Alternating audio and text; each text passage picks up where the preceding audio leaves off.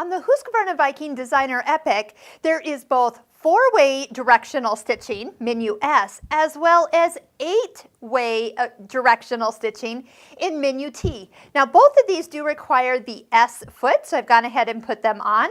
We have just stitched out some 4 directions. This would be great if you had to do a patch on, say, a pant leg. You don't have to open up that seam anymore. You can slide it on. So in this menu, you have either a straight stitch or a triple straight stitch, and whichever direction you touch of those 8, that's the direction it's going to stitch.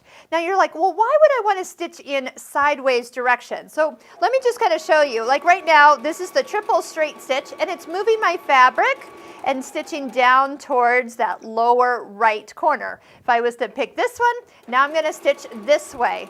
Now you can actually use this for more than just like stitching to an area, or instead of having to turn your fabric all the way around through your machine, just push the direction you want to stitch and away you go. So if I want to stitch to the side here, I can do just that with the touch of the button without having to turn the fabric around. So let me just show you what I've done so far. I did it both with the triple straight stitch, the heavier version, and then the straight stitch only at the top, and back, and to the right.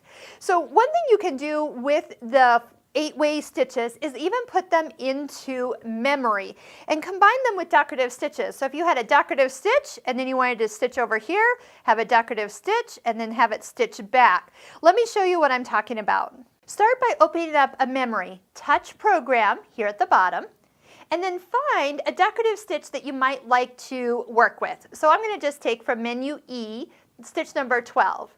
Then if I jump over to the 8-way directional stitching in menu T, then I can go ahead and add stitches. Now I might actually count as I touch it. So 1, 2, 3, 4, 5, 6, 7, 8, 9, 10. All right, and then I'm going to come back to that menu E I was on, add one more of that exact same stitch, and then return and do the stitches back. So what I'm going to do is get a row of these, but they'll be staggered. And so you're taking a stitch that's only 7 millimeters wide and now making a pattern that's going to stitch much wider. So let's do 10 more. 1, 2, 3, 4, 5, 6, 7, 8, 9, 10. The reason I want them exact is so that they will line up once again when we start the next stitch. Now I don't have to put the next same flower in here because once it reaches this stitch, it's going to start over back at the beginning and I'll have my flower there. So this is what it's going to look like stitched down my fabric.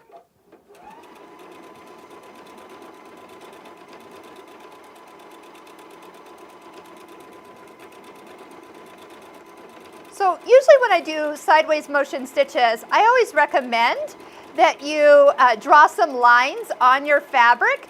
Then that way you have something to kind of guide. Now since this fabric is just kind of even with my presser foot, I'm really just making sure that it follows and my foot stays parallel to the fabric edge. So let me show you what I have done so far with just a touch of a button.